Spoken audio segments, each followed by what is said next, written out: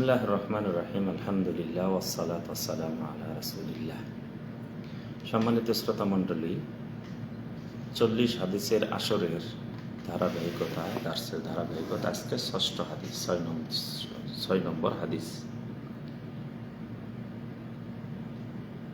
এই হাদিসটি বর্ণনা করেছেন নোমান ইবনে বাশির রাদিয়াল্লাহু তাআলা আনহু। তিনি বলেন, আমি রাসূলুল্লাহ সাল্লাল্লাহু আলাইহি ওয়াসাল্লামকে বলতে শুনেছি, হালাল স্পষ্ট এবং হারামও স্পষ্ট, এবং হালাল এবং হারামের মাঝে কিছু বিষয় আছে, সেটা সন্দেহের ভিতর।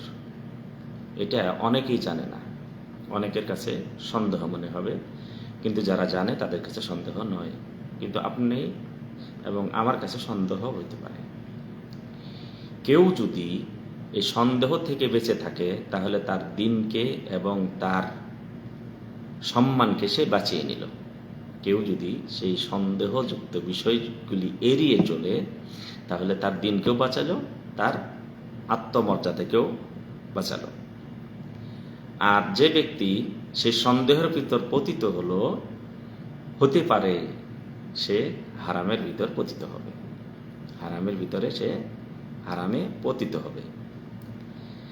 রাসূলুল্লাহ সাল্লাল্লাহু আলাইহি ওয়াসাল্লাম এখানে একটি উদাহরণ দিয়েছেন, যেমন একজন গরু অথবা ছাগল, মেষ, ভেড়া অথবা উটের রাখাল,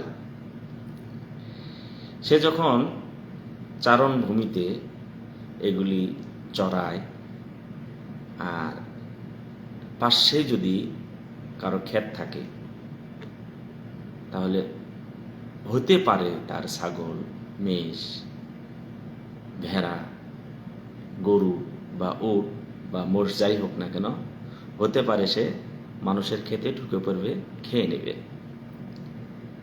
তো এখানেও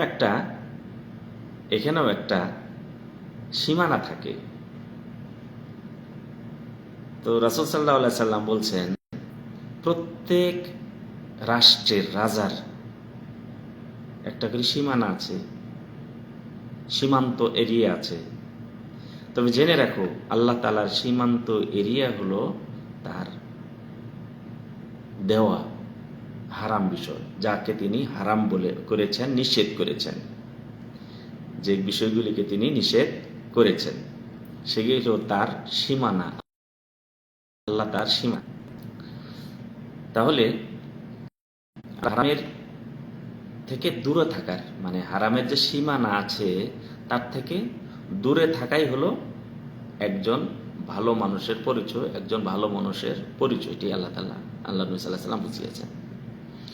এরপর তিনি বলছেন, আলা ইন্না ফিল জাসাদি মুযগাতান, মানুষের শরীরের ভিতরে একটা টুকরা আছে, একটা মাংসের টুকরা আছে, বা যে কোনো একটা টুকরার কথা বলেছেন রাসূলুল্লাহ সাল্লাল্লাহু আলাইহি ওয়াসাল্লাম। এই টুকরাটা যদি ভালো হয়, শুধরিয়ে যায়, তাহলে সালাহাল জাসাদু কুল্লু, পুরা শরীর শুধরে যাবে, পুরা শরীর ভালো থাকবে। ওই টুকরাটাকে যদি আপনি শুদ্ধ করতে পারেন, ভালো করতে পারেন, ওই টুকরাটাকে যদি আপনি হারাম থেকে দূরে রাখতে পারেন, তাহলে আপনার পুরা শরীর ভালো থাকবে, মন ভালো থাকবে, আপনার সবকিছু ভালো থাকবে। আর সেই টুকরাটা যদি খারাপ হয়ে যায়, কলুষিত হয়ে যায়, তাহলে পুরা শরীর কলুষিত হবে, খারাপ হয়ে যাবে, পচে যাবে। আলা ওয়াহিয়াল কালব, ওই টুকরাটা হলো আপনার কালব, অন্তর। হাদিসটি বুখারী এবং মুসলিম বর্ণনা করেছেন। তাহলে আমরা অনেক সময় অনেকগুলি বিষয় আছে সন্দেহের ভিতরে, করা যাবে কি যাবে না, এরকম সন্দেহ জেগে থাকে, আপনি বুঝতে পারছেন না, বিষয়টি ছেড়ে দিন, বিষয়টি ছেড়ে দিন। আপনি বুঝতে পারছেন না এটা হালাল নাকি হারাম, তাহলে আপনি ছেড়ে দিন, এটা আপনি ছেড়ে দেওয়াই ভালো। তো আল্লাহ তাআলার যে নিষেধাজ্ঞা রয়েছে, নিষেধাজ্ঞা যেগুলি রয়েছে, এই নিষেধাজ্ঞা হলো তার সীমান্ত এরিয়া। এই সীমান্ত আপনি পার হবেন না, সীমান্ত এড়িয়ে আপনি পার হবেন না, কাছেও যাবেন না। তো এই জন্য আমাদের দিনকে যদি বাঁচাইতে চাই, আমার দিনকে বাঁচাইতে হলে, আমার সম্মান বাঁচাতে হলে, সম্মান আত্মমর্যাদা যদি বাঁচাতে চাই, তাহলে হারাম থেকে বেঁচে থাকতে হবে, এবং যেটা হারামের কাছাকাছি মনে হচ্ছে যে হালাল না হারাম, সেখান থেকেও বেঁচে থাকতে হবে, সেখান থেকেও আমাদের বেঁচে থাকতে হবে। তো এই জন্য আমরা,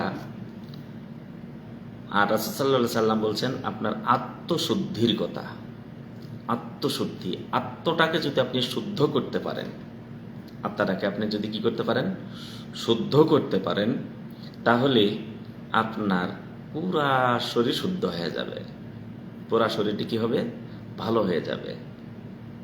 আত্মশুদ্ধ করতে হবে, আত্মটাকে আপনাকে শুদ্ধ করতে হবে, যে আমার আত্মটাকে আপনার আয়ত্তে নিয়ে আসতে হবে।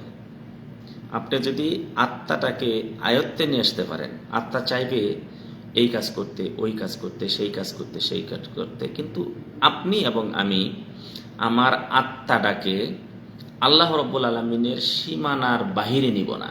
আর আল্লাহ তাআলা সীমানা কি হলো, হারাম, হারামের বাহিরেও যাব না, হারামের নিকটতম যাব না, এবং কাছাকাছিও যাব না। তাহলে আমার আত্মাটাকে আমি কি করতে পারবো, শুদ্ধ করতে পারবো। তো আত্মাশুদ্ধির অনেকগুলি পদ্ধতি আছে, তার ভিতরে হলো আপনি আল্লাহ সবসময় খেয়াল রাখবো আমি, যে আল্লাহ তাআলা আদেশকৃত বিষয়কে, আদেশকৃত যা কিছু আছে সেটি আমি মেনে চলব, আর যা নিষেধ আছে সেখানে তো আমি নিষেধে ঢুকবো না, এবং নিষেধের কাছাকাছিও আমি যাব না। ফজরের সময় আল্লাহ তাআলার নির্দেশ হলো আপনাকে সালাতের জন্য যেতে হবে, এটা হলো আদেশ, হালাল। এখন সালাতের আজান হলো, এখন আর একটু ঘুমিয়ে থাকি, তাহলে এটা হলো হারামের কাছাকাছি, সীমান্তের কাছাকাছি হতে পারে। ঘুমিয়ে যাব, ফজর নামাজে আমার থেকে ছুটে যাবে, ফজর সালাতে আমার থেকে ছুটে যাবে। তো এই হারামের কাছাকাছি আমি যাব না, হারামের কাছাকাছি আমি যাব না। তেমনিভাবে আপনার চাকরিতে যান, আপনার ব্যবসাতে যান, আপনার মানুষের মুআমালা লেনদেনে যান না কেন, সব কিছুতে আপনি দেখবেন যেটি স্পষ্ট হালাল, কিন্তু স্পষ্ট হারামও স্পষ্ট। তাহলে হালালের যে সীমানা আছে, সীমানার ভিতরে আমি থাকব, তাহলে আমার দিনকে বাঁচাবো, আমার আত্মমর্যাদাটাকে আমি বাঁচাইতে পারবো। আল্লাহ তাআলার কাছে দোয়া করে আল্লাহ রাব্বুল আলামিন আমাদেরকে সবাইকে স্পষ্ট বিষয়কেই আমরা যেন তার ভিতরে থাকতে পারি, আমার জীবন যেন সেইভাবেই করতে পারি, আমি যেন হারামের কাছে না যাই, এবং হারামের কাছাকাছি যেগুলি আছে সেখান থেকেও যেন না যায়। আল্লাহ তাআলা বলছেন যে তোমরা শয়তানের পদাঙ্ক অনুসরণ করো না। শয়তান সরাসরি আপনাকে একটা বিষয়ে নিয়ে যাবে না, একটা খারাপ কাছে ঢুকাইতে পারবে না, আপনাকে পদাঙ্ক আস্তে আস্তে নিয়ে যাবে, আস্তে আস্তে আস্তে আস্তে। একটা উদাহরণ দিলে বুঝতে পারবেন।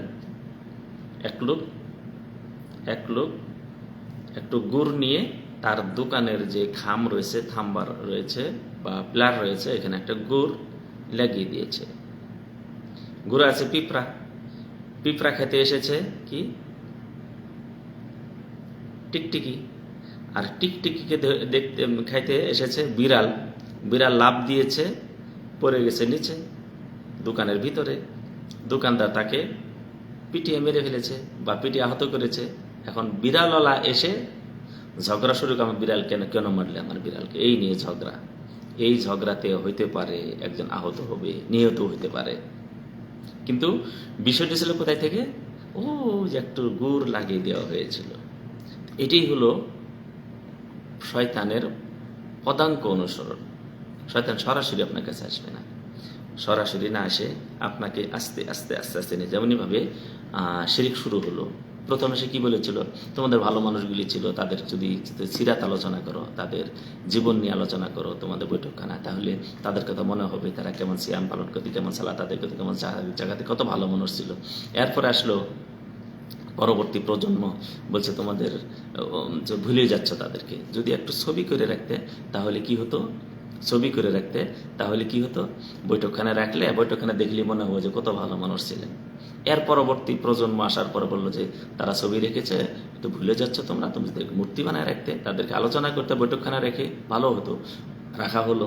পরবর্তী প্রজন্মকে শয়তান বলল কি খবর, এগুলিতে সেজদা দিয়ে যেত তারা মসজিদে। নামাজ যাওয়ার সময় কি করতো, সালাতে যাওয়ার সময় সেজদা দিয়ে যেত। এই সেজদা শুরু হয়ে গেল, মূর্তি পূজা শুরু হয়ে গেল। এই জন্য আমরা হারামের যে আশঙ্কা থাকে, হারামে পতিত হওয়ার, সেখান থেকেও আমরা বেঁচে থাকবো। আল্লাহ তাআলার কাছে দোয়া করে আল্লাহ তাআলা আমাদের সবাইকে তৌফিক দান করুন। আসসালামু আলাইকুম ওয়া রাহমাতুল্লাহি ওয়া বারাকাতুহু।